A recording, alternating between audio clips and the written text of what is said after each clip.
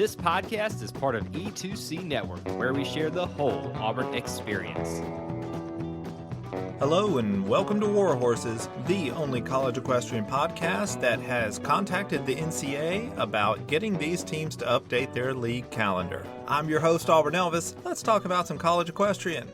So, as a disclaimer, if I don't talk about your team's meet in this podcast, it is 100% because your team made some changes to the schedule back in the fall, but then you never went back and you updated it in the NCAA's website. And the mistakes won't be discovered until probably, a Sunday or a Monday after that meet happens. When somebody logs into the NCAA website, they go to upload the score sheet, and then they discover, hey, there's no entry on the calendar for the meet. So just to compound that issue, that person will then create the new calendar entry, but what they won't do is go back and check the entire calendar just to ask themselves, hey, I wonder if, maybe we did this another time or two. It's y'all's responsibility to go in and make updates to that calendar. Y'all have to manage that. The league has told you got to do that, but most of y'all ain't doing it. You set your stuff up in the fall, but then you make little scheduling changes because life happens, and that's fine, but then y'all don't ever go back over to the NCAA website and make the changes there where they need to be made. So I did contact the league on that, and hopefully they're going to send an email to everybody saying, hey, go update your calendar on the league website. But now let's move on to some happier news and take a look at some meet recaps.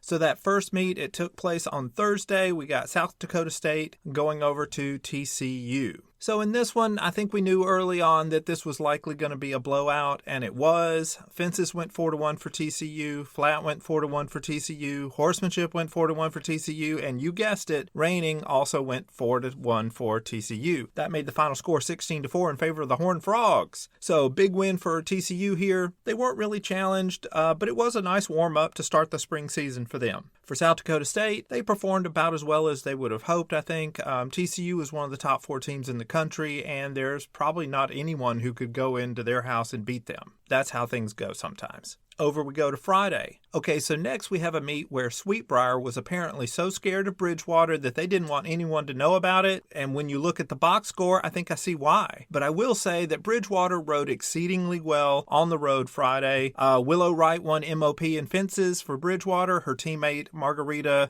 Truckina also won her point in the event. Over on the flat, Bridgewater's Willow Wright was joined by Margaret Brown in the winner's circle for that event. So this was a very good road performance for Bridgewater. They did an amazing job on the road, and even though they did fall 4-6 to the host team, it's enough to make you wonder what the result would have been if the Eagles had hosted this meet. And, no matter what the score was, they almost certainly would have gone into the NCAA calendar and made sure that that meet was on there, so that would have been a win for all of us. Now, the next meet to talk about is South Dakota State at SMU. The Mustangs were not afraid to tell the world about this meet, and the scoreboard showed that. Fences, flat, and horsemanship were all 5-0 sweeps for the Mustangs, and reining went at 4-1 for them as well. But I do want to give a shout out to Rainer Paxton Wilson. She got her point, and she defended the Jackrabbits' honor and prevented the total meet sweep there. Now, obviously, this was a great victory for SMU. Despite what the NCAA rankings voters believe, the Mustangs aren't afraid of anybody right now. Now, this is also known as foreshadowing, but we're going to get to that later on in the podcast. Also, I'll say about the Jackrabbits, they faced 3 teams on the road in 3 days. That's rough.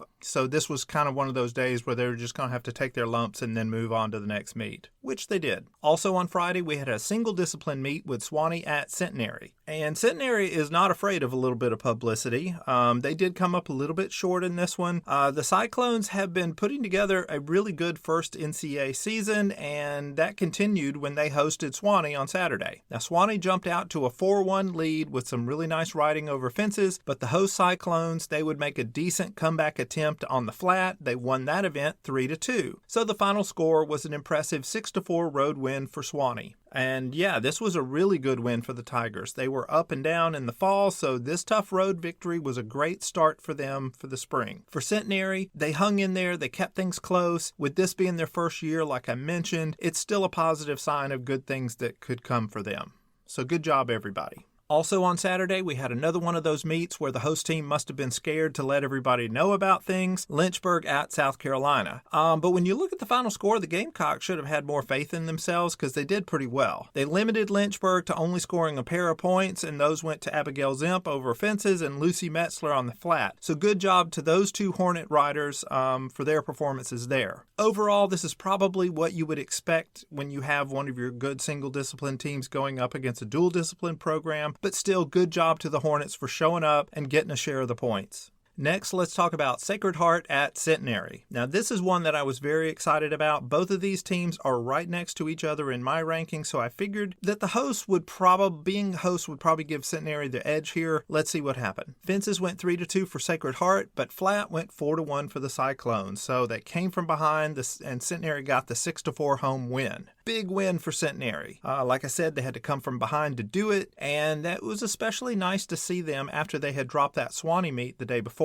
For Sacred Heart, this was a rough loss. They don't have a lot of room for error in the spring if they want to impress the NCEA voters and possibly get an invite to Ocala. And especially with Swanee winning at Centenary the day before, the Pioneers really needed to do the same if they were going to show that they were at least as good as Swanee. All right, the next meet, this was a big one, Texas A&M at SMU. And this was really the meet of the week. I kind of went out of my way last week on the episode to tell folks that SMU was going to upset number 2 Texas A&M. So let's see what happened. Now, if you're an Aggies fan, pay attention to this part of the recap because it's going to be your favorite. Fences started out with a 3-2 lead for Texas A&M. Reigning came next, and that went 4-1 for SMU. So at the half, SMU led 6-4, but things were still close, just not for very long.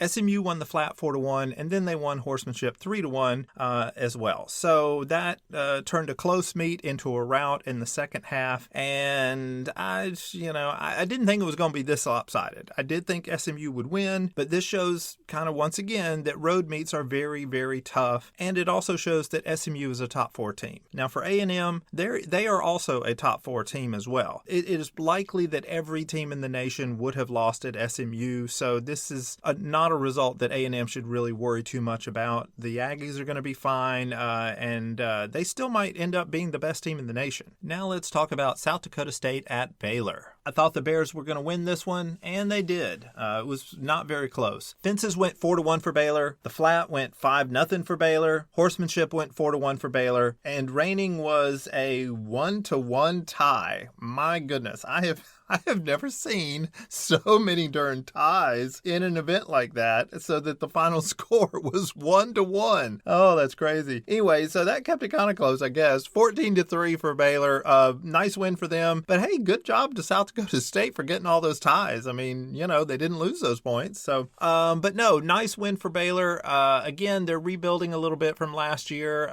We did see here that they performed really well in the jumping seat. They performed well in everything, but the jumping seat was really solid for them, and that's what we thought we were going to see last year. We didn't see it, but in the wins that we've seen from Baylor this season, they have done well in the jumping seat, so we'll see if that continues for them. For South Dakota State, again, they got a loss. We expected they were going to get a loss, but they did get a fair amount of draws in reining, and that ain't nothing. So, I mean, it technically is nothing, but the other team got nothing too, so it all cancels out. Anyway, good job, Jackrabbits. This was a tough road trip, and 3 losses, we kind of expected that, but hey, you showed up, you did your job, and sometimes that's all you can ask for. All right, so next let's talk about Lynchburg at Georgia. This is a meet we did know about, but I guess we could have understood if Georgia had opted not to tell too many folks about this beforehand. This was a rare 6-on-6 meet where we had 6 riders in each event. I don't know that I've seen one of these before, but we'll roll with it. The day began with fences. We saw Georgia win that event 4-2, so the Bulldogs were in control at the half. But then the script got flipped on them in the second half. Lynchburg roared back and took flat 4-2, tying things up at 6-all and forcing everyone to get out their slide rules and calculate the tiebreaker scores. In the end, Georgia won this one 994 to 931 in the tiebreaker. So even in defeat, this was a great meet for Lynchburg. Like we tend to see, road meets are very tough, and taking a big program like Georgia down to the wire like this is something that the Hornets can be very proud of. For Georgia, this was a bit unexpected to say the least. Now, sometimes we see that the dual discipline team will start a mix of new riders to get them some experience when they're facing these smaller schools. But in fences, this was Georgia's 6 best riders. Now, of course, they won fences pretty big, so you kind of expect that. But over on the flat, we did see Georgia opt to sit about probably their 5 best riders, and they started riders that don't get a lot of experience on the flat, and that opened the door for Lynchburg. And Lynchburg did ride right on through that door. So if you're a Georgia fan, I wouldn't worry too much about my flat team after this result, but it does show that the Bulldogs' second string set of riders is not as good as one of the top single discipline teams. But I feel like this was a good result for both teams, so good job, everybody. All right, that was all of this week's action. So now let's take a look at the official Auburn Elvis College Equestrian Rankings. So when we look at the dual discipline teams, the only result that had the potential to really impact the rankings was that Texas A&M at SMU meet. And unlike the NCEA rankings that had SMU laughably down at number 7, my rankings already had the Mustangs in the top 4. So my main job this week was to reevaluate the top 4 teams and see if there needed to be any changes among them. Let's see what happens. Number 1 is Auburn. The Tigers have the best resume in the nation, but I will point out that if Texas A&M had beaten SMU, then the Aggies probably would have become number 1, but ifs and buts and all that, and Auburn's resume still remains top in the sports. Number 2 is still Texas A&M.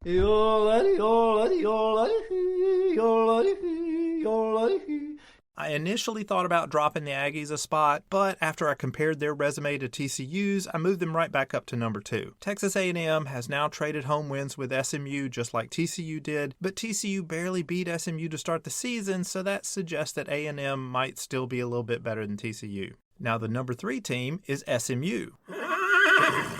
So with A&M still up at number 2, the only remaining question was whether SMU should jump the Horned Frogs up into the number 3 spot. And again, I went back and I compared the 2 teams' resumes that we're talking about. And SMU's resume is just a tiny bit better when you compare the common opponents and take into account where these meets happened. SMU holds a direct margin of victory advantage over TCU, and that's pretty important. Both teams won at Georgia, but SMU had a slightly larger margin of victory. Both teams lost at Auburn, and TCU earned a slightly better margin of defeat, so those kind of cancel each other out. Now TCU has a home win over Oklahoma State, whereas SMU has a road loss, but that's not an apples to apples comparison. Also, TCU has yet to ride at Texas A&M, so until that happens, I can't really compare their respective records over the Aggies. So it is still very close between TCU and SMU, and for me, that direct head-to-head margin of victory is the deciding factor, and that's why I put SMU up at number 3. But if someone has TCU at number 3 and SMU at number 4, I can understand that. Just don't put SMU down at number 7. That is a sign that you are not paying attention. Now, number 4 in my rankings is TCU. I just talked about TCU a lot. I'll also add that any of these top 4 teams could turn out to be the national champion, and it would not surprise me one bit. All 4 of these teams would likely beat anybody in the nation if they're riding at home. So the rest of the rankings are pretty much unchanged. Number 5 is Georgia. Number 6 is Oklahoma State. Yeehaw! Number 7 is Fresno State. And number 8 is UT Martin. That's our cutoff for the teams that should get into Ocala if we're all being held right now. And then we have 2 more teams. At number 9 is Baylor. And number 10 is South Carolina. Now let's look at the single discipline rankings. We did have some changes here, but number 1 is still Dartmouth. The Green are undefeated, and I do suspect some of that might be them just benefiting from not riding against Sweetbriar or Lynchburg this year, but for now they're still number 1. Number 2 is now Lynchburg. I have decided to move Lynchburg up to number 2 after this week's action, which is very weird considering they lost 2 meets and Sweetbriar won a meet in the same weekend. But the close performance at Georgia by Lynchburg and the unusually close result for Sweetbriar has given us more comparable stats. Lynchburg did much better at home versus Bridgewater than Sweetbriar did, and Lynchburg did about the same versus South Carolina as Sweetbriar did. But that Georgia performance was very nice for Lynchburg, even though they lost. So yes, remember how I told you that I reevaluate the entire team's resume each week? Well, this proves it because I am moving Lynchburg up to number 2. And that means that number 3 is Sweetbriar. The Vixens have not lost at home, so that does suggest they are a national title contender. But when you compare their resumes, they aren't quite as impressive as Lynchburg, but it is very close. Basically, I think Lynchburg started off the fall unusually average for them, and it just took them a while to get going, and we see that they are going right now. Now, the number 4 team is Charleston. The Cougars have some big meets coming up, so we'll wait and see how they do in those, but for right now, they're number 4. Number 5 is Swanee. This part was a little tricky for me. Swanee began the fall season on a little bit of a downturn, but they did take advantage of the same thing happening to Lynchburg with their win over the Hornets. But since then, we've seen mostly good performances out of the Tigers, except for that home loss that they had to Bridgewater. But we just saw Bridgewater ride well on the road, so anyway, with all that, I'm putting the Tigers at number 5. Number 6 is Centenary. It's a twister! It's a twister! The Cyclones have lost a fair number of meets, but most of their resume is not directly comparable to Sacred Hearts, so it's a tough call to say which is better among these two teams, even though Centenary did just beat them, because again, that was at Centenary. But if that had been over at Sacred Heart, maybe the result would have been different. But we don't know for sure, so for right now, I'm comfortable sliding the Cyclones up to number 6. Number 7 is Sacred Heart. The Pioneers really could have helped their resume with a road win this past week, but they didn't get it, and their resume just doesn't stand up very well right now. Number 8 is Bridgewater. The Eagles did well, but they lost at Sweetbriar. I considered them moving above Sacred Heart, but I'm going to keep them down at number 8 because we really need more comparable data between these two teams before I'm going to move the Eagles up. And the number 9 team is Berry. The Vikings were idle, so they're just going to remain number 9. Now, let's look into the future with some meet previews. Our first meet to look at is Minnesota Crookston at Auburn. Now, the most noteworthy part of this meet will probably be the return of Minnesota Crookston head coach Haley Pembroke to the Plains. Pembroke is a former Auburn rider and a friend of the program, so it'll be great to see her on Friday. I don't hold out much hope for the Golden Eagles against Auburn. I imagine Auburn is going to go to town and probably win by about 16 points. Baylor at Fresno State. The Bears won this meet in the fall with a return of some strong jumping seat riding, but this was at Baylor, and I don't think we're going to see quite enough strong riding from the Bears in this one, and I think Fresno State's basically going to win at home. I'm going to pick them by about 6 points. Minnesota Crookston versus UT Martin. This is a neutral site meet where I think UT Martin is just going to go off on poor Crookston. I think we might see Crookston get a few points, but I still imagine the Skyhawks are going to win by about 8, maybe more. UT Martin at Auburn. Then on Saturday, we'll see how Auburn does against the ECAC's top team. I think the Skyhawks will do well enough, maybe get about 5 points, but I think Auburn's still going to win this one by about double digits. Sacred Heart at Charleston. All right, Sacred Heart, if you are ever going to show us that you are a contender to go to Ocala, you need to do it in this meet. Charleston started off the fall red hot, but they faded a little bit since then. If the Pioneers could get this road upset, that would be huge. However, I do think it's going to be the homestanding Cougars who are going to win this one by about 2 or 3 points. And the final meet of the week is a top 4 showdown for single discipline teams. Dartmouth at Charleston. The Green are certainly good enough to get a win on the road in this meet, but I'm going to predict that the Cougars get a tiebreaker upset that will knock the Green out of being the last remaining undefeated team. All right, so that is a big prediction, and we're going to end the meet previews with that, and we'll just see how things go next week. Now, that's all for this week's show. I kind of did my soapbox issue at the start of things, so I'll just remind everybody, go double-check your team schedule on the NCEA website. Chances are there might be some missing meets there, and I will snitch on you if you don't get that fixed. I'm your host, Auburn Elvis. Thank you very much for listening, and war horses. Thank you for tuning in to today's episode on the E2C Network. On your way out, I want to remind you to stop by e2cnetwork.com. It's your one-stop shop for all our content across our podcast, YouTube channel, and much more. To stay up to date with us, make sure you're following social media accounts such as Facebook, Twitter, and Instagram. While our content here may always be Auburn sports heavy, if it's orange and blue, it's what we do. War Eagle.